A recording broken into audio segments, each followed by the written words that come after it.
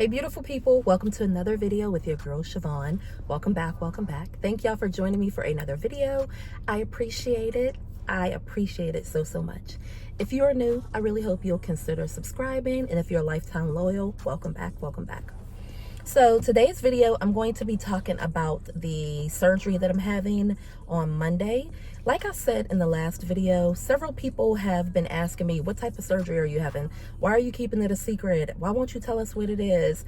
I'm not keeping it a secret. It was my fault. I talked about it several months ago in different videos and stuff. And then I know that there's new people here, so I should have given an update. So I apologize for that. I apologize. Let me start from the beginning really quickly. So November 29th, I believe, the end of November 2021, I had VSG vertical, vertical sleeve gastrectomy. It's a bariatric weight loss surgery. I had that done. After the surgery, for about 4 months, I had a lot of nausea and vomiting. I could barely keep anything down. It was so frustrating. I was back and forth to the hospital for dehydration. It was torture. And then all of a sudden, I turned the corner and I felt so much better, guys. I felt so much better. So I didn't think anything of it. I'm like, okay, well, some people have complications or whatever. Some people don't. My sister-in-law had no complications whatsoever. Me, on the other hand, like, what is going on? I threw up if I drank cold water. I threw up if I drank warm water. I threw up if I, of course, if I took a sip that was little or big, it did not matter.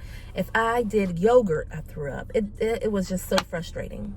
So frustrating. So again, I was back and forth to the hospital. Also, I had a little bit of acid reflux prior to my surgery, and they were saying if you deal with acid reflux, then you should have gastric bypass. Mine wasn't really that bad. Like, it was, I don't know, maybe twice a month. I'm like, maybe depending on what I eat, I might get some acid reflux, but it wasn't like all the time, every day. It wasn't like that. So again, I didn't think anything of it. So talking with my doctor, which I talked to him a couple times, and he was like, okay, yeah, we'll do the VSG. Okay, perfect. Works for me. It's less invasive than the gastric bypass, and I thought I was going to heal differently and all of that. So we do the surgery. So about a year after, I'm like, dang, I'm getting more acid reflux. So they put me on omeprazole. I think that's what it's called, omeprazole or whatever, for acid reflux. And I'm like, okay, all right, I'm taking it every day. And it wasn't really helping too much. Like, it would help, but it wasn't really solving the problem. Then I started burping all the time. I mean, like, excessive burping all the time. And then the acid reflux started getting bad. I was out having lunch one time, and it was so bad. I didn't finish my whole meal, but I only ate a little bit of my meal. I had chicken and waffles, and it was like chicken bites, guys. Maybe like something you would get from, Chick-fil-A with a waffle. And I might have ate one chicken bite because I'm not a big meat eater. That's another thing. Remember that. Not a big meat eater. So I may have had one piece of chicken bite and maybe like a third or something of the waffle. I started sweating. I felt like I had to throw up. I felt like I was going to pass out. It was horrible. The acid reflux started coming up, and I had switched purses, so I didn't have anything with me. So I had to leave early. Anyway, I went and I spoke to my doctor, and I'm like, I think I have GERD. Based on the symptoms that I'm experiencing, I think I have GERD. We did an extensive amount of testing, So with the testing, on top of like EKG and all of that, I also did it's called an endoscopy with Bravo, and that came back, that revealed that I have, it's called moderate esophageal dysmotility. So when you swallow, it goes straight down, right? you would think. So the way mine goes, it goes down, it comes back up, it goes back down. So I was born with it. I was born with a dysfunction, basically. So that's what they figured out. Number one was that I have that moderate dysmobility, okay? Esophageal dysmobility. So after that, then I had to do the endoscopy with Bravo, which is a machine. So they put it in your chest, a little device in your chest, and then I had to wear this little machine that anytime I ate, anytime I slept, laid down, exercised, anytime I did anything like that, you had to record it. If you got any chest pain, any acid reflux, any whatever, you record all of that for the doctor. So after all of that was done, and that's for 48 hours of continuous monitoring, I had to take that device back into the doctor's office and hand that in, and then they determined that I have something called, I think it's called Barrett's syndrome. No, Barrett's esophagus. So hold on one second. So I had it pulled up. Here it is, Barrett's esophagus. So it says it's damage to the lower portion of the tube that connects the mouth and the stomach, which is your esophagus. Barrett's esophagus is usually the result of repeated exposure to stomach acid. It's most often diagnosed in people with long-term gastroesophageal reflux, which is GERD. Frequent heartburn and chest pain are symptoms, but many people with Barrett's esophagus, they don't really have symptoms. Okay, so after they did that, they're like, okay. And then I went in and I had some other tests done, and within, I'm trying to think, within like a 10-minute span or something like that, I had burped like 8 times. Very annoying, very annoying. So my doctor was saying the only way to kind of get rid of most of those symptoms is to do a conversion from the VSG surgery to the gastric bypass surgery. And he was saying usually people that have the conversion, they'll lose another 20% or whatever. And I'm not going to lose a significant amount of weight like I did when I first had my gastric sleeve surgery. I am going to lose some weight, but the main focus of the surgery is to eliminate a lot of the symptoms that I'm having. Once he gets in there, he can take a look at the esophagus and blah, blah, blah, and then look at that. Now, also, people that have like Barrett's syndrome or whatever, or, you know, a lot of acid reflux, I also got a biopsy done. And so with the biopsy, some people that have a lot of acid reflux are prone to esophagus cancer. So they wanted to make sure that I didn't have any of that, which is good. Thank you, Lord. But yeah, so I'm going to have the VSG conversion to gastric bypass. And then, like I said, I'll lose, they said like 20 to possibly 30% of my body weight. So when I first had my VSG surgery, I was 315 pounds, basically. That was like my highest weight. I got down, lost 100 pounds. Yay. I gained back about 22 pounds or so. So right now I'm on a liquid diet. Liquid is so hard. It is so hard. It's so hard. I feel like every commercial is food. Everything the kids want or need is food. Yeah, it's a lot. And we're about to go out here to this, what is it called? Fright night food, whatever. It's okay. It's just a couple more days. Well, no, not even a couple more days. Anyway, so after I have the conversion surgery, then I'm going to be on a liquid diet for another 2 to 3 weeks. And then after that, I'll be on a soft foods, like soft eggs and yogurt and applesauce and things like that, for purees, basically, for another 2 to 3 weeks. And then you keep increasing. Again, last time was so difficult for me. I was on liquid diets for a while, for a very long time. It felt like, I could be wrong, because again, it was a couple years ago, but it just, I remember the nausea and vomiting and being so sick, and it was so tired, so drained, because I wasn't getting in the nutrients and stuff that I wanted. Even I had chewable vitamins. They're, you know, chewable vitamins, bariatric vitamins that I could not even keep down. Chewing them and having the saliva and everything. Oh, I remember that. It was so hard to get that down. I loved my protein shakes at the beginning, and then I got to a point where I could not drink another protein shake. I could not take it. I could not take it. Also, I love cold water. Cold water, ice cold water. I could not drink ice cold water. I could not drink hot water like tea or anything like that. Lukewarm, room temperature was just, but I couldn't really, it was so hard. It was so hard, guys. It was so hard. So the reason why I didn't keep saying over and over what I'm going to have is because people love to give their comments. They love to give their comments, and it's just a lot. Like, in an ideal world, I would have been able to exercise and eat right and work out and all, like all of that, and lose the weight on my own. But with the bariatric surgery, with them giving me a new tool, also, that I'm thankful for that. Everybody has their own opinion. You do whatever you got to do, because guess what? Life is long and short all at the same time. Okay? Long and short. This is my life. I'm the one who got to wake up every single day in this body and be happy and make good choices for me and my kids and try to make sure that we are taken care of and I'm mentally stable. This is my life and my body and my choice. Okay?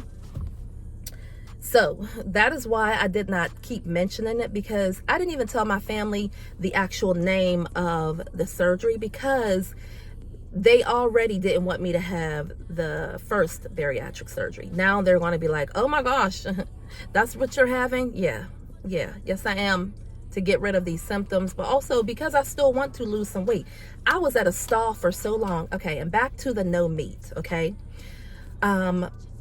My doctor figured out that since I have that esophagus mobility, and also with the Barrett's esophagus and all of that, eating meat, I don't know if y'all remember this, but I used to always say eating meat is so heavy. It's so heavy. I am not a big meat eater. Now give me a side, give me some mashed potatoes, some macaroni, some rice. I do a lot of oatmeal, yogurts, softer foods, things that I don't have to chew.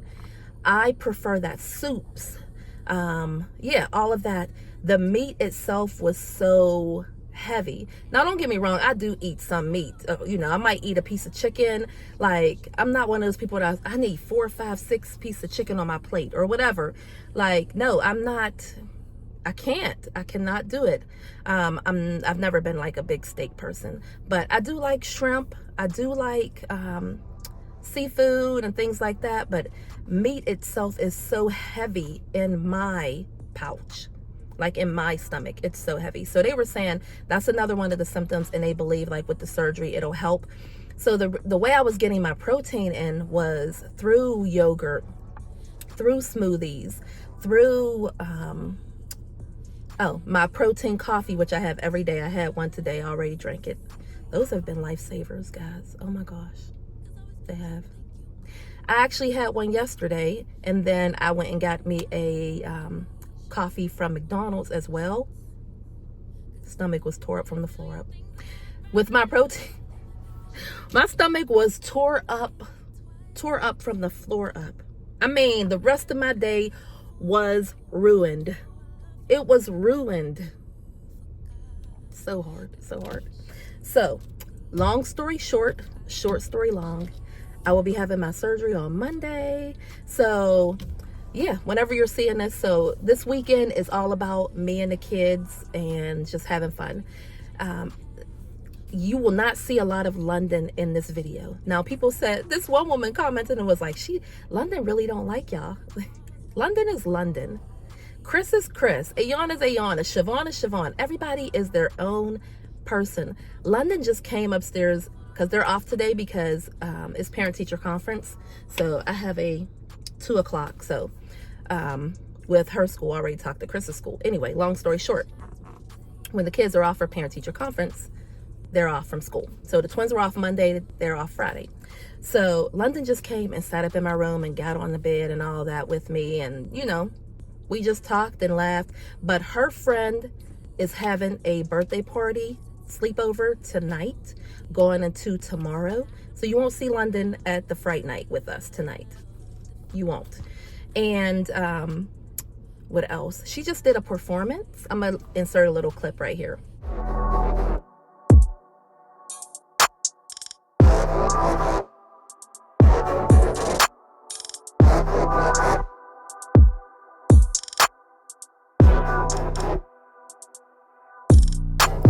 Nothing could have made me believe.